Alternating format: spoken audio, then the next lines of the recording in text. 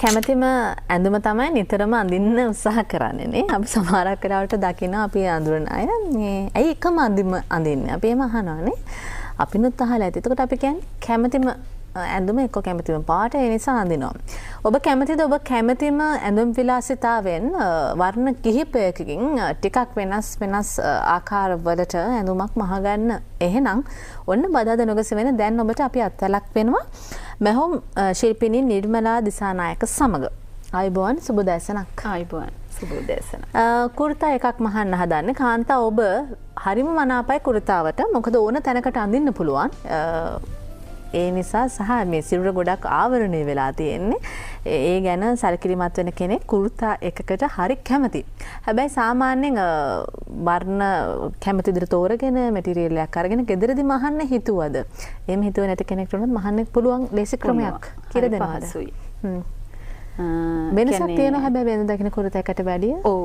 කියන්නේ සාමාන්‍ය කුර්තා එකට වඩා මම හිතුවා චුට්ටක් කොහොමද ඒක වෙනස් කරලා දැන් ඔයා කිව්වා වගේ මේ දැන් අපි කොහොමද අලුත් විදියට අඳින්නේ. ඒ කියන්නේ දැන් එකම ඇඳුමට තමයි ආස. නමුත් එකම ඇඳුම විවිධ කලර්ස් වලින් අඳිනවට වඩා චුට්ට වෙනස් කරලා කර හැඩය වෙනස් කරලා අත ප්‍රමාණය වෙනස් කරලා ඒ වගේ පොඩි වෙනස්කම් කරාම අර හැමදාම දකින්න ඇඳුමට වඩා පුංචි වෙනසක් අපිට දකින්න පුළුවන්. ඉතින් ඒක නිසා මම හිතුවා සාමාන්‍ය කුර්තා බ්ලවුස් එකෙන් ඔබට ගිහිල්ලා පොඩක් වෙනස් විදිය එකක් කියලා දෙන්න ඕනේ. සාරි මන්දින අය නිතර දකින්නෝනේ ඒ වගේ කුර්තා මන්දින අය නිතර දකින්නවා. එහෙම අයට හොඳ ආරංචියක්. එහෙම වෙනස්කම් කරගෙන කුර්තා එකක් මහ ගන්න හැටි. එහෙනම් ඉගෙන ගමු. මැටීරියල් එකේ ඉඳලා සැලකිලිමත් වෙන්න ඕනේ නේද? රෙදි මාධ්‍යයේ ඉඳලා. ඇත්තටම මෙහෙමයි. කුර්තා බ්ලවුස් එකක් මහන්න අපිට ඕන මැටීරියල් එකක් භාවිතා කරන්න පුළුවන්. ඒක අනිවාර්යෙන් කොටන් වෙන්න ඕන, හැන්ලූම් රෙද්දක් වෙන්න ඕන කියලා එහෙම නීතියක් නැහැ. සිල්ක් රෙද්දකින් උනත් අපි කැමති නම් ඒක අඳින්න මහන්න පුළුවන්. ලේස් රෙද්දක් ඒ වගේ ඕනම එකක්. අපේ අවශ්‍යතාවය අනුව රෙද්ද තෝරා ගැනීම කරන්න පුළුවන්. මේ හැන්ලූම් මැටීරියල් එක. ඔව්. අපි ගෙනාවේ හැන්ලූම් මැටීරියල් එකක්. මොකද අද හැන්ලූම් විලාසිතාවක් වෙලා තියෙනවා. අනිත් ඒ හැන්ලූම් කියන්නේ එහෙම අයින් වෙන විලාසිතාවක් නෙමෙයි. සාමාන්‍යයෙන් උස ප්‍රමාණය කොහොමද මොන පළල ඒකත් අවශ්‍ය විදියට. ඒ කියන්නේ රෙද්දේ උසද රෙද්ද මෙහෙමයි. අපේ වෙළඳ පොලේ තියෙනවා 36 45 60 ඔය වගේ එක ප්‍රමාණ වලින් රෙදි. නමුත් ඒ ඕනම රෙද්දක් අපිට තෝරගන්න පුළුවන්. අපිට බ්ලවුස් එකේ උසත් අපේ අවශ්‍යතාවය අනුව දිග කොට කරගන්න පුළුවන්. හරි. අපි එහෙනම් මහමුද? ඔව්. අපි ඉස්සෙල්ලා මේ සඳහා අවශ්‍ය මූලික මිමි ටික කියලා එමු. ඇත්තටම කුර්තා බ්ලවුස් එකක් මහන්න එච්චර ලොකු මිමි ප්‍රමාණයක් අවශ්‍ය වෙන්නේ නැහැ. උරහිස මිම්මයි. පපුව වට මිම්මයි. බ්ලවුස් එකේ උසයි තිබුණහම ප්‍රමාණවත්. ඒ ඇති. හරි එහෙනම් අපිට කියලා බලමු. අපි උරහිස මිම්ම දෙකෙන් බෙදලා අඟල් භාගයක් එකතු කරනවා. මොකද මෙහුම් වාසි සඳහා. ඊට පස්සේ පපුව වට මිම්ම හතරෙන් බෙදලා එකමාරක් එකතු කරනවා. බුරුල සහ මෙහුම් වාසි සඳහා. ඉතින් දැන් ගණන් වලට බයයි මෙහුම් වලදී. අයත් කියමුද? ඔව් කියමු. අපි කියමු මෙන්න පපුවට මිම්ම හතරෙන් බෙදන්න කිව්වම ඔන්න 37 ඒ වගේ 27 වගේ හතරෙන් බෙදෙන්නේ නැති ඉලක්කමක් වම අපි අය බයයි. අපි අදාළ ඉලක්කම ටේප් එකේ අල්ලගෙන ටේප් එක හතරට නවනවා. අන්න එනවා ක්‍රමේනේ. ඔව්. මොකට බය වෙනවද? මොකට බය වෙනවද? ටේප් එක කියවන්න පුළුවන් මෙහුම් කියවන්න පුළුවන් නම් මෙහුම් මහන්න ලේසියි කියන එක මම හැමදාම කියනවා. ටේප් එක හතරට බෙදුවාම නැමුවාම ඔන්න අපේ අවශ්‍යතාවය වෙලා හතරට බෙදිලා ඊට පස්සේ අපිට තියෙන්නේ අඟල් එකමාරක් එකට එකතු කරගන්න. ඉතින් අඟල් එකමාර එකතු කරගන්න හරි පහසුයි. මේ විදියට බැලුවාම අඟල් එකමාර අල්ලගන්න පුළුවන්. ඉතින් ගණන් බැරි කෙනෙකුට උනත් ටේප් එකක් තියෙනවා නම් ටේප් එක කියවන්න පුළුවන් නම් මම හරි ලේසි. උරහිස මිම්ම ඔව් උරහිස මිම්ම දෙකෙන් බෙදලා අඟල් භාගයක් එකතු කරගන්නවා. ඒ තරමාවොත් තරම තමයි කරන්න ඕනේ. ඔව් උරහිස මිම්ම 15 14 ඔය වගේ තමයි 13 එනවා. ඉතින් ඒක දෙකෙන් බෙදලා අඟල් භාගයක් එකතු කරගන්නවා. උස ගත්තාම උසට අඟල් එකමාරක් එකතු කරගන්නවා. වාටිය මහ ගන්න මෙහුම් වාසි සඳහා. වෙන මොනවද දාන්න හැඩ අරම මොනවද? ඔව් කුර්තා බ්ලවුස් එකේ සාමාන්‍යයෙන් අපි ඩාට් දානවා අඩුයි. නමුත් අවශ්‍යතාවයක් තියෙනවා නම් කෙනෙකුට පිටිපස්සට විතරක් ඩාට් දෙකක් දාගන්න පුළුවන්. ඔව්. ඉදිරිපසට කුර්තා টොප් එකේ ඩාට් දාන්නේ නැහැ. හරි. පටන් ගමුද? අපි බලමු. මම අද ගෙනාවේ හැල්ලුම් රෙද්දක්. මේ රෙද්ද 45 පළල රෙද්ද. මේ බ්ලවුස් එකේ ප්‍රමාණය මහන්න යාරයකමාරක් ප්‍රමාණවත්. මහනකොට අපි රෙදි ගැනත් සැලකිලිමත් වෙන්න ඕනේ. කියන්නේ කොච්චර රෙදි යනවද මොනතරම් රෙදි ප්‍රමාණයක් මේ සඳහා යනවද කියලා. අපි කියන අත් දෙකටත් එක්ක එකමාරක් ඇද්ද? ඇති. අපි මේ මම එහෙම ගෙනාවේ කොහොමද පරිමහලා රෙදි කපා ගන්න කියන එකත් ඔයගලන්ට කියලා දෙන්න ඕන නිසා මම මේ රෙද්දේ තියෙනවා අලංකාර පටිය. ඒක මම ඉස්සරහට අරගෙන තියෙනවා.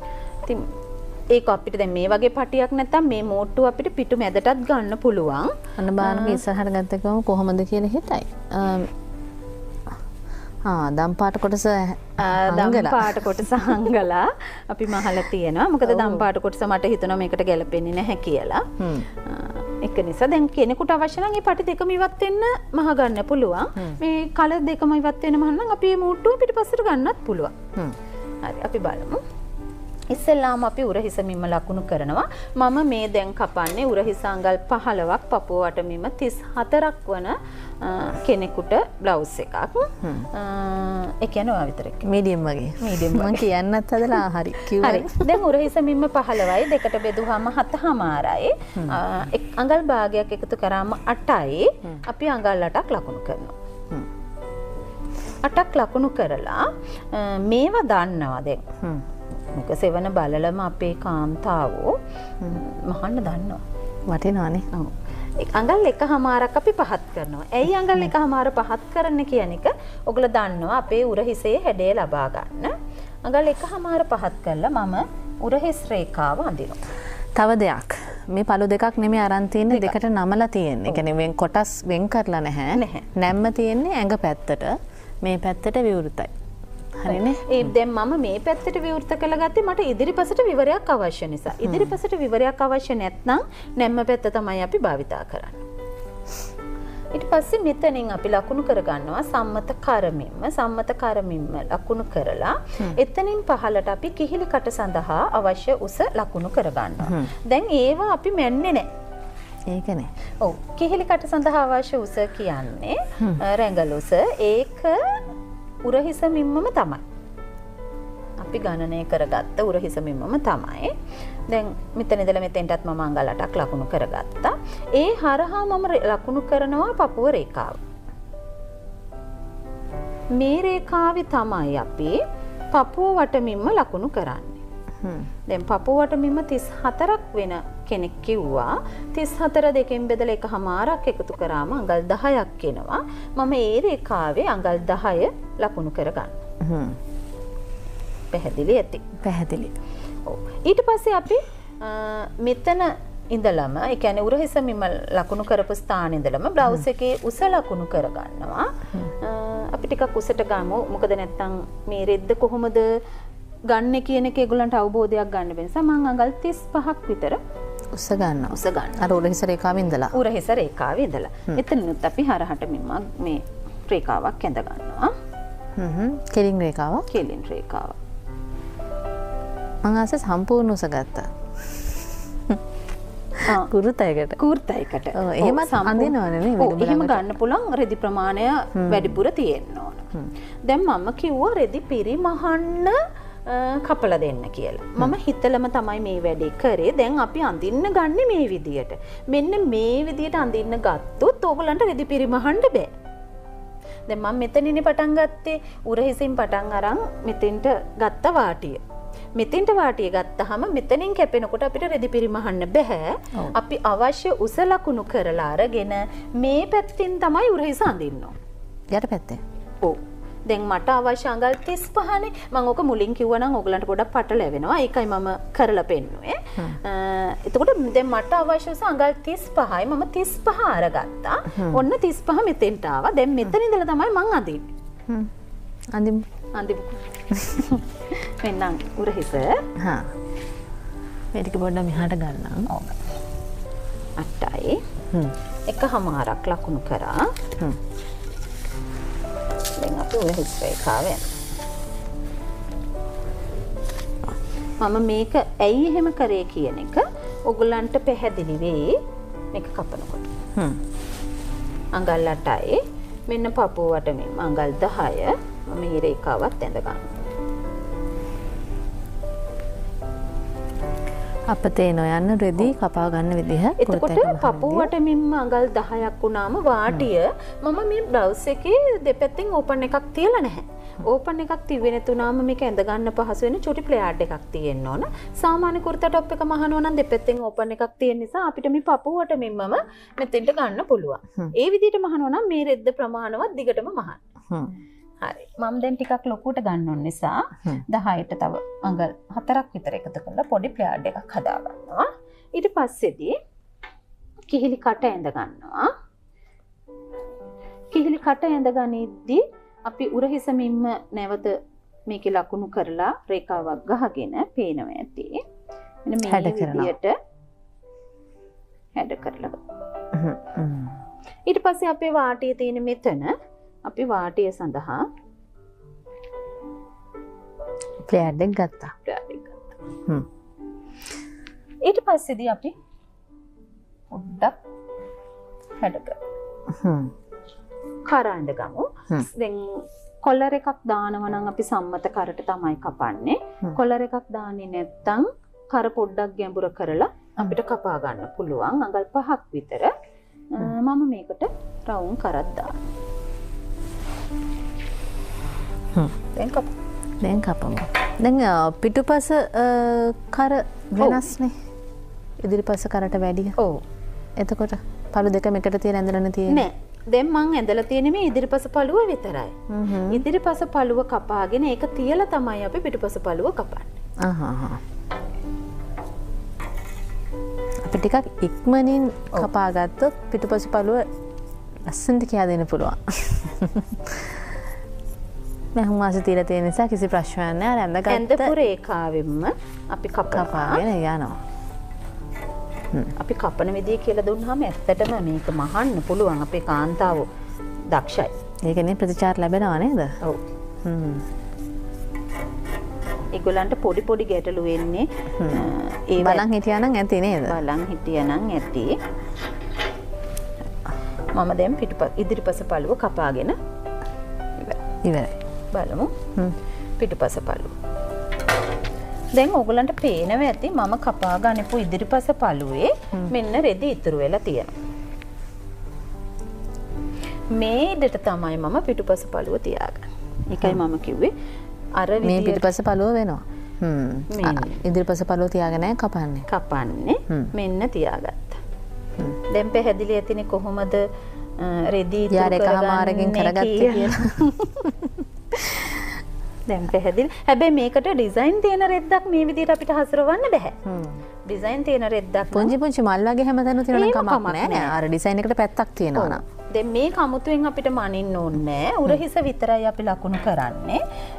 අපි උරහිසෙන් අඟල් 1.5ක් උඩට උස්සනවා පිටුපස පළුවේදී. එහෙම උස්සලා නැවත උරහිස මිම්ම ලකුණු කර ගැනීමක් කරන්න ඕන. නැත්නම් මහනකොට උරහිස ආකාර දෙකකට ආවම අපිට කොතනද වැරද්ද වෙලා තියෙන්නේ කියලා හිතා ගන්න බෑ. ඇඳට පස්සේ මම ටිකක් පෙන්නන්නම් අර ඉදිරිපස කොටසේ උරහිස තියෙන තැනයි ඇඳගත්ත කොටසේ අතර පරතරය. මෙන්න මේ පුංචි පරතරයක් තියෙනවා මෙතන. අඟල් 1.5ක පරතරයක් තියෙනවා. දැක්කනේ? පැහැදිලි ඇතිනේ? ඔව් පැහැදිලි. ඒ පරතරය තමයි වෙනම ඇඳගත්තේ. ඊට පස්සේ අපේ උරහිස ලකුණුනේ මෙතන අපි කිහිල්ල අර විදියටම අරගෙන මෙතෙන්ට ජොයින්ට් කරගන්නවා. මක් එක දිගේ එනවා. කර පිටුපස ඒ තරම් කර ගැඹුරක් නැහැ. පිටුපස අඟල් 2ක් වගේ තමයි අපි කර ගැඹුරු කරන්නේ. ඒද පිටුපසින් කර කැපෙන්නේ නැහැ. දැන් පිටුපස ඇඳලා ඉවරයි. හරි කපමුද එහෙනම්? කපමු.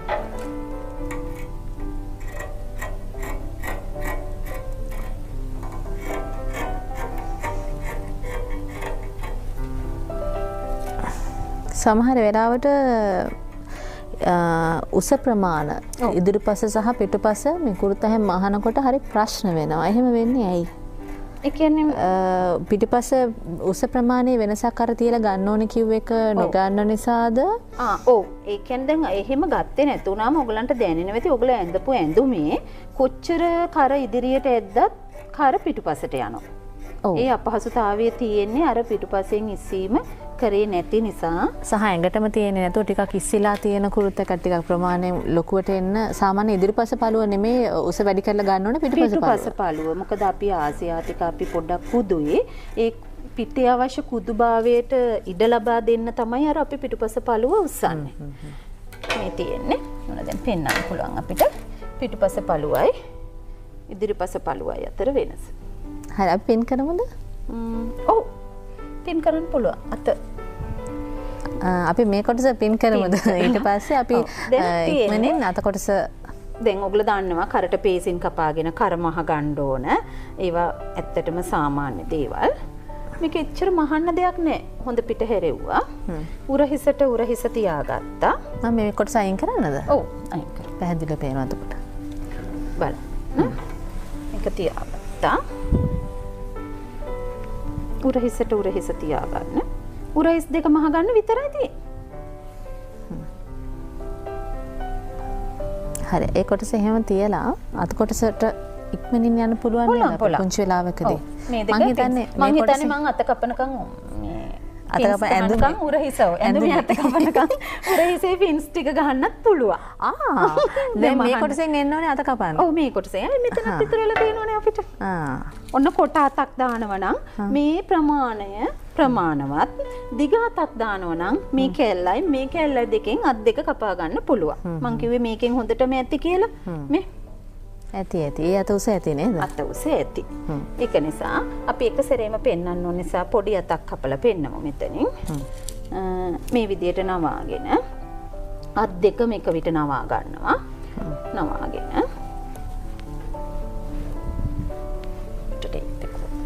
ටේප් එක හරි. අත පළල වෙන්නේ අපේ උරහිස පළලමයි. එතකොට ඒ කියන්නේ අඟල් 8යි. අපි ඉරක් ගහ ගන්නවා. මේ පැත්තෙන්, ඒ කියන්නේ මේ නැම්ම පැත්තෙන් නෙමෙයි අනිත් පැත්තෙන් අපි අඟල් 3ක් පහත් කරනවා කිහිලිකට සම්පූර්ණ කරගන්න. මේ අඟල් 3 පහත් කරපු තැනයි මෙතනයි එකතු කරලා අපි මේ විදිහට හරස් රේඛාවක් ගහ ගන්නවා. මේක සමාන කොටස් 4කට බෙදන්න ඕන. ඒක බෙදන්නත් හරි පහසුයි. ගණන් බෑ කියන්න එපා. මෙන්න ටේප් එක නවලා මේක ඇඳ ගන්න. පැහැදිලි ඇති මම හිතන්නේ. ටේප් එක නමලා මෙතන සමාන කොටස් 4කට බෙදාගත්තා.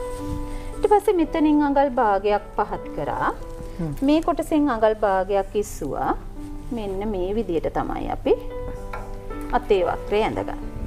ඊට පස්සේ අත්කට මහත මෙතනින් ලකුණු කරලා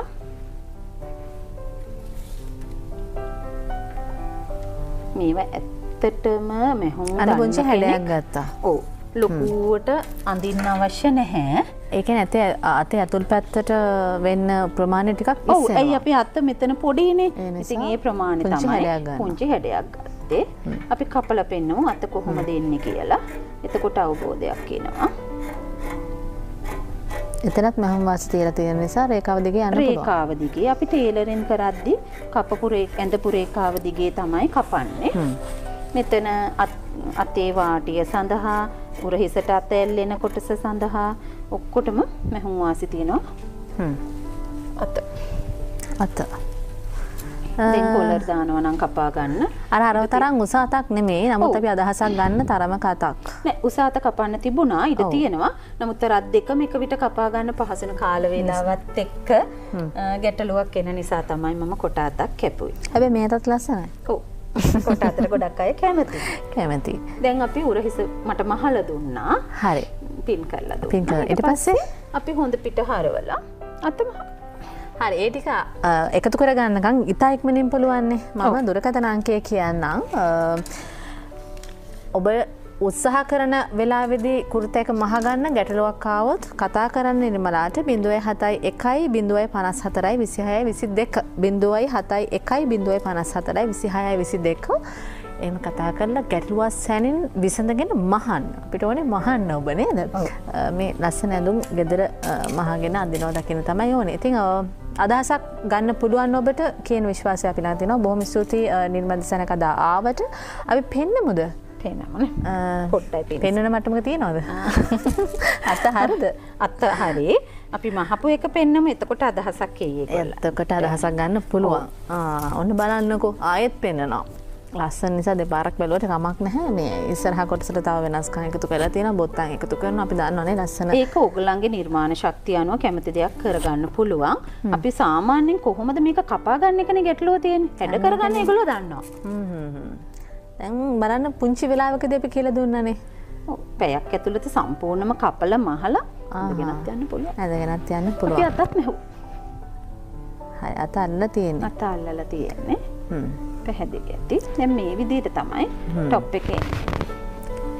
ඔන්න බලන්න. බොහොම ස්තුතියි හැනම් අදාවට. ආය දවසක එන්න තව වෙනස් දෙයක් අරගෙන. ආයිබෝ.